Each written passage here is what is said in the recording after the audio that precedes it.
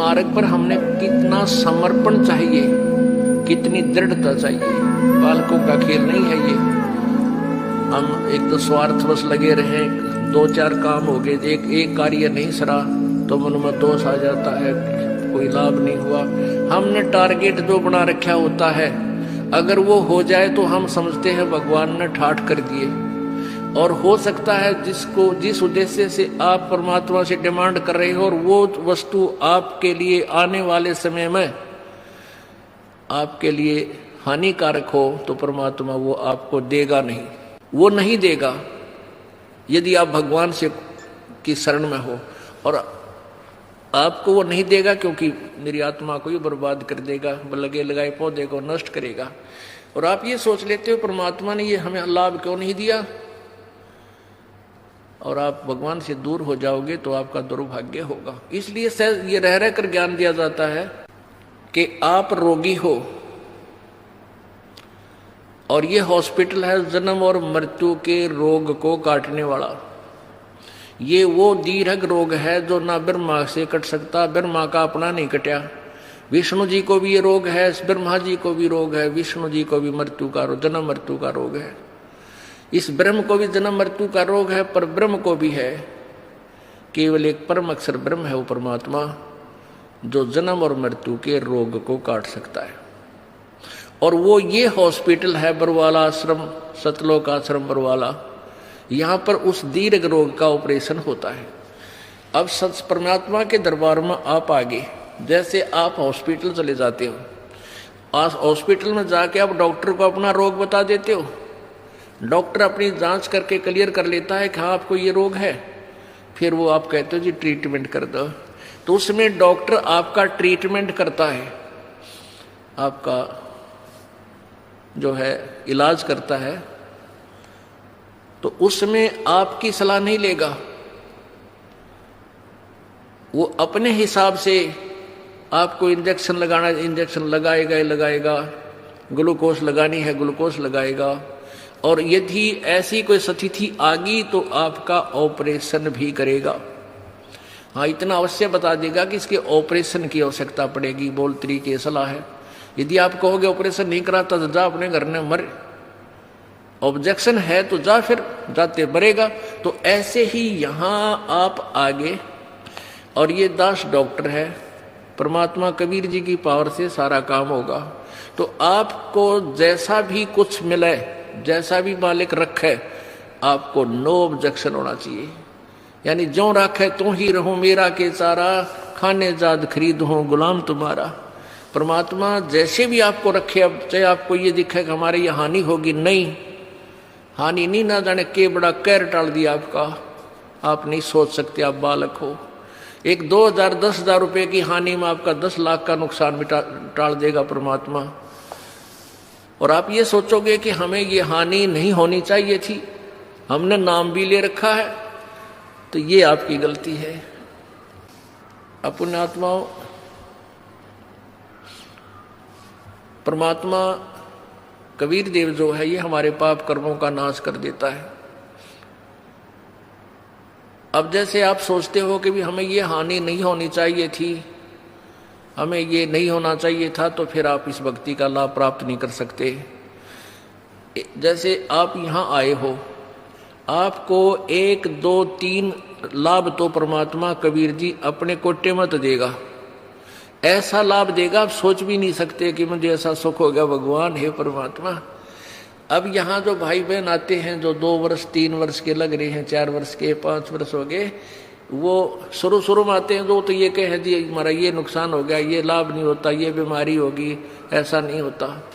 2 वर्ष के बाद जो सच्चे दिल तो लगते हैं, नाम खंड नहीं करते, 2 वर्ष के बाद उनके पास जुबान नहीं रहती, हमके मांगा भगवान तो बिना मांगे देने लग जाता है, इतना सुख दे देगा आपको। अब वो जो नए नए आते हो तो अपने दुख बताते हैं, और उनको क्योंकि आपके पिछले पुण्य नहीं थे, बैटरी चार्ज नहीं थी, तभी तो आपको दुख हुआ, आपके प्रारब्ध में वो पाप थे। अब परमात्मा ने आते ही वो पाप काट के आपके सुख लिख दिए, तो अपने कोटे से आपको दिया।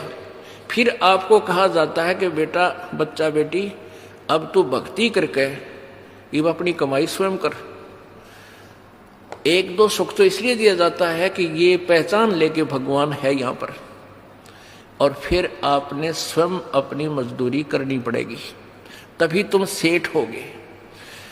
तो यहाँ आते हो, जैसे कोई भक्त आता है, पहले तो आप सच्चे जलते शुरू में लगते नहीं। यदि आप शुरू से समर्पण कर दो और छोड़ दो सब पूजाओं को, देखना आपके ऊपर 1 वर्ष के अंदर वारे न्यारे कर देगा भगवान, लेकिन नहीं कर पाते। उसके लिए काल ने हमें कैसे बांध रखा, जैसे एक परिवार में एक आदमी नाम ले लिया एक व्यक्ति ने, और 5 व्यक्ति अनुपासना करने वाले, तो आपके नियम को वो खंड करवा देते हैं, और फिर आपको हानि होनी बराबर रह जाती है, वो लाभ पूरा नहीं मिलता। फिर आपको समझाया जाता है, दृढ़ किया जाता है कि ये पूजा मत कर, अनुपासना नहीं करनी है। परमात्मा कबीर जी कहते हैं 100 वर्ष तक सतगुरु पूजा, एक दिन अनुपासी, वो अपराधी आत्मा फिर पड़े काल की फांसी। 100 वर्ष आपने साधना कर रखी है, परमात्मा की साधना, सत्य साधना, एक दिन अनुपासना कर ली, अन्य देवी देवता क्रियाक्रम कर दिया, तो तेरा सारा नष्ट हो जाएगा। वो अपराधी आत्मा फिर पड़े काल की फांसी। यानी वो पिछला किया हुआ नष्ट नहीं होगा, लेकिन काल के जाल में फंस गया, नाम टूट गया, और काल फिर तेरे पिछले पुण्य के आधार पर तुझे नचाएगा, स्वर्ग में देवता बना देगा, ब्रह्मा विष्णु महेश बना देगा, पदवी दे देगा, फिर आपकी मलाई जो बैटरी डिस्चार्ज हो जाएगी, फिर गधे की योनि दे देगा। यानी काल की फांसी में फिर रह गया। तो ये साधनाएं आपने जो हम बताते हैं, शुरू में ही प्रारंभ से ही दृढ़ निश्चय करके आओ, और सब आप अनुपासना को और सब मर्यादा जो आप हमारे नियम को भंग करती हैं, इनको तुरंत त्याग दो, और फिर देखना। अब जैसे कोई भक्त आता है, अनजान जो ज्ञान नहीं समझ रहे, वो कहते हैं जी मेरे को ना 4 महीने हो गए नाम लिए ने, मेरे को 10 महीने हो गए और मुझे कोई लाभ नहीं हो पा रहा, मैंने पाठ भी करा दिया, ज्योति भी बोल दी। उसके 2 कारण हो सकते हैं। एक तो ये है कि आपने बीच में कोई नाम खंड किया हुआ है, या आपका नाम खंडित है। जब नाम कनेक्शन कट गया तो पावर आएगी नहीं, तो बिजली नहीं आएगी, तो आपके पंखे चले ना कूलर चले। दूसरा ये कारण हो सकता है कि आप जैसे सर्दियों के मौसम में आपने स्वेटर भी पहन रखी है, जूते भी पहन रखे, और फिर भी आपको सर्दी लग रही है, तो क्या कारण है कि सर्दी घनी है। सर्दी घनी है तो उसका क्या उपाय है कि जर्सी और पहन, और जर्सी से भी सर्दी लग रही है तो कंबल और ले। उसका विकल्प यही है, और तरीका नहीं। अब कोई ये कहे कि मैंने स्वेटर भी पहन रखी और फिर भी सर्दी लगती है, क्या फायदा हुआ, मैं तो स्वेटर निकाल कर फेंक देता हूँ, तो वो बोली बूच होगा होता है। अब आपने नाम ले लिया, आपने जोत भी चढ़ा दी, जोत भी लगवा दी, धर्म पाठ भी करवा दिया, और फिर भी आपके ऊपर थोड़ी बहुत आपत्ति है, तो पाप कर्मों की सर्दी बहुत भयंकर है। यदि देखो आपने कंबल ओढ़ लिया, कंबल ओढ़े हुए हो और फिर भी सर्दी लग रही है, तो क्या उस कंबल को फेंक देने से सर्दी खत्म हो जाएगी? नमूनिया होगा। कंबल ने जितना उसकी क्षमता थी उतना प्रोटेक्शन आपका कर रखा है। अगर ये कंबल भी ना होता इतनी सर्दी में तो नमूनिया हो जाता आपको। तो ऐसे ही आपके ऊपर पाप कर्मों की सर्दी घनी है, और इतना कुछ धर्म करने के बाद भी थोड़ा बहुत ठूठा कितना हाथ पांव ठंडे हो रहे हैं, तो क्या नाम छोड़ देने से आपको लाभ हो जाएगा? वो नाम रूपी कंबल को फेंक देने से, धर्म रूपी कंबल को फेंक देने से आपको हानि होगी।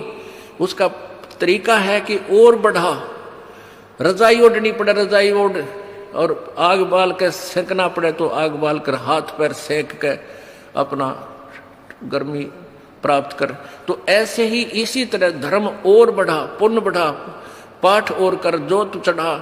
जैसे एक टेबलेट थे, पेट का दर्द ठीक ना हुआ 2 ले, एक दिन बना हुआ तो लगातार 1-1 महीने भी गोलियां खानी पड़ जाती है, जब वो इलाज होगा उसी तरीके से। तो आपका जो ये पाप रूप कर्मी जो कर्म रूपी सर्दी से आप जो परेशान है, इसका यही तरीका है, और इसमें आपने पीछे नहीं हटना, आगे को बढ़ना चाहिए।